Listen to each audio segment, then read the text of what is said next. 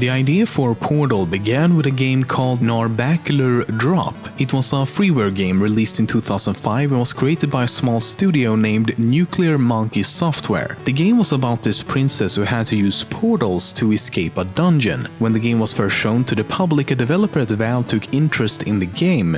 Not long after that, the developers of Narbacular Drop were hired by Valve to develop a new game based on the idea of using portals. For about 2 years, a small group of no more than 10 people worked on the game, and in late 2007, the game bundle The Orange Box was released, including Half-Life 2, Team Fortress 2 and Portal. Some elements have been retained from Narbacular Drop, for example the colors blue and orange for the portals. Of course, other features were not, such as the ability to open a new portal through an already existing one. The short puzzle game became an instant success, and in 2011 the sequel Portal 2 was released. At the end of the first Portal game, right after you've defeated GLaDOS, a hoop falls from the sky and lands in front of you. The developers thought this would become a meme and waited in anticipation for the internet to start talking about Hoopy the Hoop, as they called it. But as we all know, this never happened. Instead, the cake is a lie became the go-to meme for Portal, and Hoopy the Hoop was forgotten completely. Despite of this, or maybe because of it, Hoopy the Hoop can still be found in a few places in Portal 2. During Chapter 6 in Portal 2, you can find a secret door in an office that leads to a dry dock. This is where Aperture Science built and developed the ship Borealis that just mysteriously disappeared one day. You might be wondering why they would build a ship several kilometers underground. Well, this ship, Borealis, had some form of localized teleportation or long-range portal device that could potentially teleport it anywhere. However, this wouldn't make much sense to you if you haven't played Half-Life 2 Episode 2, so let's take a look. There's something else here. It's the Borealis! Good God. Incredible! What? The Borealis? It's real?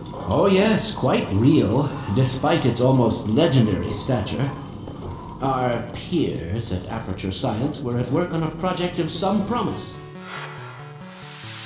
In Chapter 5 in Portal 2, you can find a turret that gives you various clues as to what's going to happen later in the game. Get mad. Don't make lemonade.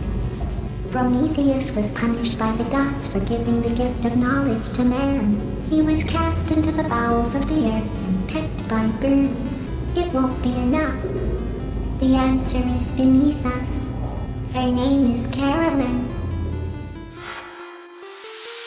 At one point in Portal 2, you reach this place, a science fair project for Bring Your Daughter to Work Day. The interesting thing here is that the project with the giant potato is made by a young girl named Shell, the same name as the protagonist we play as. Could this mean that Shell is the daughter of an Aperture Science employee? Because the project poster also states that she used a special ingredient from Dad's work, with the Aperture Science logo on the bucket drawn above. Early in development, Portal 2 was to be a prequel to the first game and would not feature any portals whatsoever. Instead, the game would use a new mechanic called F-Stop. What this new feature was, no one knows. Valve has never revealed it. But when every single playtester reacted negatively towards the decision of having a Portal game without portals, Valve realized their mistake and we got the sequel we see today. What we do know about this early version is that the game was supposed to take place in the early days of Aperture Science during the 1950s, and instead of GLaDOS, the founder Cave Johnson was supposed to be the main antagonist of the game. It's possible that Ratman is still alive in Portal 2, as he can be heard rambling in certain locations. It's coming through! It's flamethrowers! It's starting it! The ship is starting! Let's get down now! I'm begging you, bro! It's calling you! There's a lot of unused content in both Portal games. In the first Portal there was an unused red portal and a texture file for a second portal gun. In Portal 2, Shell and a reskinned model named Mel was the original characters for the co-op mode. Adhesion gel would have allowed players to walk on the walls and ceilings, and reflection gel would have worked in the same way as the reflection cube. Before the co-op mode was implemented, a competitive mode was planned instead, called Football. How much time has passed between the events in Portal 1 and 2? This is something people have argued over for a long time now, and we still don't have a clear answer, so let's break down the facts we do have. If we read the official comic Portal 2 Lab Rat, we learn that after the events in Portal, Shell is put in suspended animation with no wake-up date. She will basically be in there forever, or until the power runs out, which just happens to be the case. The reserve power ran out, so of course the whole relaxation center stops waking up the bloody test subjects. And just like that, events in Portal 2 begin to unfold. Here's the thing though, when we wake up in Portal 2, the announcer says that we've been suspended for 99999. something. He doesn't indicate if he means hours, days, or maybe years. But as we were previously suspended for 50 days, You have been in suspension for 50 days. let's assume that he's talking about days this time around as well. Now, there's several ways we could interpret this. For example, it might be complete bullshit for a number of reasons. For one, it could be Valve's way of saying it's been a very long ass fucking time since all this shit went down. Or it could be an error with the software, maybe 99 or 999 was the limit and it just kept on repeating itself after that. But that's a lot of maybes, so let's assume that it isn't bullshit. Take a listen to it again. 9999999. First there's 5 nines, then there's a pause followed by 2 more 9s, so 7 in total. That's either 273 years or 27,379 years. But the most significant evidence comes from the official ebook The Final Hours of Portal 2. In it, one of the developers says one way to further differentiate Portal and Half-Life was to set the game far in the future, at least 50,000 years. So there you have it, 50,000 years.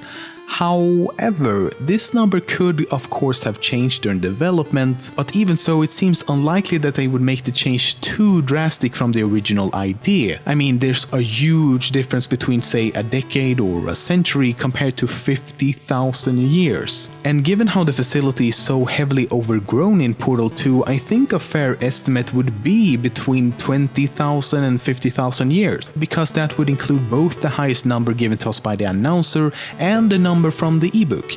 So all in all, I don't think we will ever get a specific answer to this question, but we can conclude that a shitload of time has passed. Okay, as most people should know by now, the Portal series exists within the same universe as the Half-Life series. It all started when Valve began development on the first Portal game. Because of the limited capabilities of the small team at the time, they decided to use certain assets from Half-Life 2. However, this created a small problem as there would now be weird correlations between the two otherwise completely separate games. But the solution was of course simple: connect the two franchises by actually putting them in the same universe. So that's exactly what they did. And with time, especially after the release of Portal 2, the franchise developed its own very intricate storyline. The story of Portal begins in the early 1940s when a man by the name of Cave Johnson founded the company Aperture Fixtures. Back then, the company manufactured and sold shower curtains. Yeah, after the company saw major financial success, Cave Johnson decided to buy a salt mine to begin construction on the various research and testing facilities we go through in the games. For several decades to come, Aperture Science developed several new technologies, including various forms of gel, the storage and companion cubes, and of course, the famous portal gun. However, when Johnson tried to create a new substance using moon rocks called conversion gel, he accidentally contracted a fatal illness and his mental health quickly worsened. After countless failed attempts to cure his affliction, Johnson became desperate. He ordered his engineers to start research on artificial intelligence and brain mapping in the hopes that his brain could be downloaded into a computer. But fearing that he would die before the technology was ready, he left instructions for his personal assistant Caroline to take his place. In the end, Caroline did indeed download her brain into the computer and became GLaDOS. But of course, things didn't exactly go as planned. The moment GLaDOS was activated, she released a neurotoxin that killed all personnel except one, that we know of at least. His name was Doug Ratman. At some point after his escape, he came up with the idea of rearranging the order of the test subjects and moved Shell to the top of the list in the hopes that she would be able to defeat GLaDOS. This is why and when the first Portal game begins. Ratman is also the one who left you all those hidden messages throughout the game. Coincidentally, the events of Half-Life took place around this time as well, so because of the Black Mesa incident and the impending Combine invasion, Aperture Laboratories soon faded into obscurity. Anyway, after Shell defeats GLaDOS at the end of the game and finally reaches the outside world, Ratman did as well. But when he saw that Shell was being dragged back into the facility, he felt guilty and went back to rescue her. Once back inside, Shell had yet again been put in suspended animation inside a relaxation chamber, just like all the other test subjects. But now there was a problem. The life support system for the entire complex was failing. Due to time running out as well as being shot in the leg by a turret, Ratman was only able to save Shell by connecting her chamber to the reserve power grid. All the other 10,000 or so test subjects likely perished soon after. As seen in the beginning of Portal 2, Shell did actually wake up again after only 50 days, most likely because the main power was still active. But once she went back to sleep, the reserve power kicked in and then nothing. GLaDOS had been deactivated, Shell would remain in suspended animation, and it's unknown what happened to Ratman. After a time period of several millennia, all the reserve power had ran out. When Shell finally awakens from her deep sleep, Portal 2 begins.